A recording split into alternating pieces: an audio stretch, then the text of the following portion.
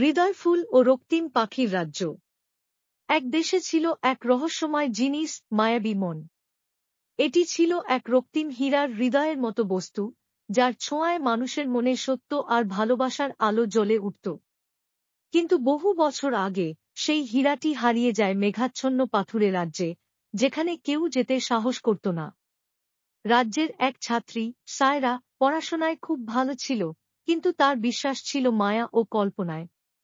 তার বন্ধু ছিল নিলয়, এক সাহসী ও কৌতূহলী তরুণ, যার চোখে সবসময় ছিল নতুন কিছু খুঁজে বের করার আগ্রহ। একদিন তারা এক পুরনো বইয়ের পাতায় পড়ে এক পাখির কথা, রক্তিম রাজ পাখি, যার পালকে ছিল মায়াবী মনের পথের চাবিকাঠি। তারা ঠিক করল, হোক যত বিপদ, তারা খুঁজে বার করবে সেই হৃদয় হীরা। কারণ তারা জানত রাজ্য জুড়ে যে অন্ধকার ও দ্বন্দ্ব ছড়িয়ে পড়ছে, তা থামাতে পারে একমাত্র সেই হৃদয়। তারা পাড়ি দিল পাহাড়, নদী আর বন পেরিয়ে, যেখানে রক্তিম রাজ পাখি অপেক্ষায় ছিল।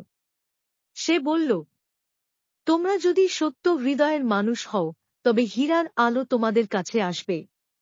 তখন সায়রা নিজের ভেতরের দুঃখ, ভয় আর আশা সব খুলে বলল পাখিকে, আর নিলয় বলল, ভালোবাসা মানে ভয় না পাওয়া, বরং একজনকে বোঝার চেষ্টা করা।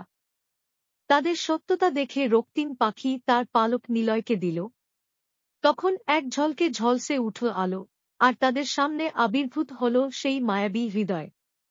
হীরাটি তাদের হাতে আসতেই চারপাশ বদলে যেতে লাগল, অন্ধকার মুছে গেল, রাজ্য ফিরে পেল শান্তি। তারা হৃদয়ফুলটি রাজ্যের মাঝখানে স্থাপন করল।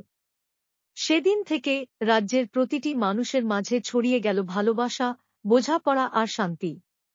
আর সায়রা ও নিলয়ের গল্প ছড়িয়ে পড়ল আশেপাশের জগতে, যেন বলে, যেখানে মায়া সত্য হয়, সেখানে হৃদয়ও আলো ছড়ায়।